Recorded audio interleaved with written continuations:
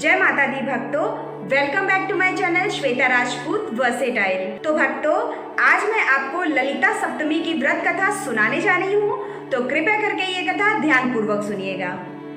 भक्तों, सनातन धर्म में हर एक तीज त्योहार का बहुत महत्व है। हर साल भाद्रपद महीने की शुक्ल पक्ष की सप्तमी तिथि को ललिता सप्तमी मनाई जाती है। ललिता राधा रानी की सबसे प्रिय सखी थी। उनके जन्म दिवस के रूप में ललिता सप्तमी मनाई जाती है। ये त्योहार ब्रज में बहुत ही धूमधाम से मनाया जाता है। ललिता सप्तमी को संतान सप्तमी के नाम से भी जाना जाता है। इस दिन का व्रत करने से संतान सुख की प्राप्ति होती है और संतानों की आयु में वृद्धि होती है। ऐसी मान्यता है कि जो भी इस दिन विधि विधान से देवी ललिता की पूजा करता है, उसके ऊपर भगवान श्री कृष्ण की कृपा बरसती है।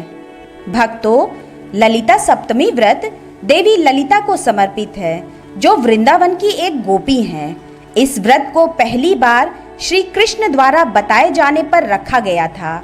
इस व्रत को रखने पर ऐसा माना जाता है कि नवविवाहित जोड़ों को स्वस्थ और सुंदर बच्चा होने का आशीर्वाद मिलता है तथा जिसके बच्चे हो गए हैं वो अपने बच्चों के स्वास्थ्य, बुद्धि, वृद्धि और लंबे जीवन के लिए इस व्रत को रखती हैं। राधा की प्यारी गोपी माता ललिता को माना जाता है कि ललिता देवी वृंदावन की सबसे महत्वपूर्ण गोपियों में से एक थी। वो देवी राधा की प्रिय मित्र थी, जिन्हें देवी राधा बहुत प्रेम करती थी। मथुरा के ब्रज में देवी ललिता को समर्पित एक मंदिर भी है। भक्तों, पूजा के बाद कथा सुनने का महत्व सभी हिंदू व्रत में मिलता है।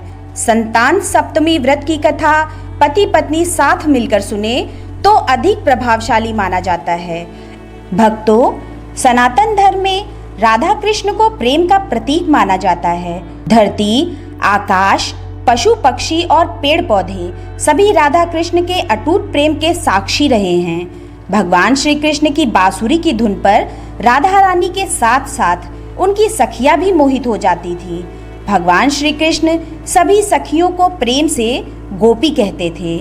सभी गोपियों में 8 गोपियां श्री तुंग विद्या, श्री ललिता, श्री विशाखा, श्री चित्रलेखा, श्री चंपकलता, श्री इंदुलेखा, श्री रंग देवी और श्री सुदेवी राधा रानी की करीबी सखियां थीं।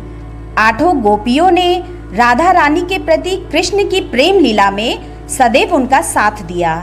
राधा कृष्ण की सबसे करीबी सखी ललिता का जन्म भाद्रपद महीने के शुक्ल पक्ष की सप्तमी को हुआ था। श्री ललिता जयंती को संतान सप्तमी, दुबड़ी सप्तमी, अपराजिता सप्तमी आदि नामों से भी जाना जाता है। भक्तों, ललिता देवी सभी 8 गोपियों में सबसे प्यारी गोपियों में से एक हैं। वो 8वीं गोपी थी और उनके गोपियों के समूह को अष्ट सखियों के नाम से जाना जाता है।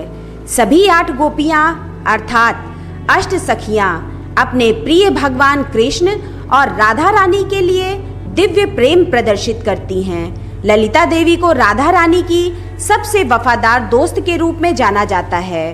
वो हल्के पीले रंग की दिखती हैं और मोर जैसे कपड़े पहनती हैं। ललिता देवी में भगवान कृष्ण और राधा देवी के प्रति अत्यधिक जुनून और गरिमा थी। ललिता देवी का जन्म करेहला गांव में हुआ था और फिर उनके पिता उन्हें उक्का गांव ले गए। इस स्थान पर अभी भी उनके चरण कमलों और ललिता देवी और अन्य गोपियों द्वारा भगवान कृष्ण की सेवा करने के लिए उपयोग किए जाने वाले बर्तनों के निशान हैं। कभी कभी सूरज की रोशनी में उनके चरण कमलों के निशान चमकते हैं। भक्तों, ललिता भगवान कृष्ण और राधा देवी की सबसे समर्पित अनुयायी हैं। वो राधा रानी की स्थायी मित्र थी। राधा देवी और श्री कृष्ण की सेवा करने की उनकी एक ही इच्छा थी। ब्रजभूमि और वृंदावन सबसे लोकप्रिय स्थान है जहां ललिता सप्तमी को धार्मिक रूप से मनाया जा रहा है। ये श्री कृष्ण और राधा रानी के लिए ललिता देवी के स्नेह का सबसे शुभ दिन है। तो भक्तों, कैसी लगी आपको ये कथा? अगर कथा अच्छी लगी तो मेरे चैनल को सब्सक्राइब कर ले और बेल आइकन प्रेस करना बिल्कुल ना भूले, जिससे मेरे आगे आने वाली लेटेस्ट वीडियो की नोटिफिकेशन आपको तत्काल मिल सके। मेरे इस वीडियो को लाइक एंड कमेंट्स भी करें। मेरे इस वीडियो को अपने फेसबुक, व्हाट्सएप, इंस्टाग्राम पर शेयर करना बिल्कुल ना भूले। तो भक्तों, यही मैं अपना वीडियो समाप्त करती हूँ। मिलते हैं नेक्स्ट वीडियो में, तब तक के लिए आप लोग अपना ख्याल रखिए। राधे राधे।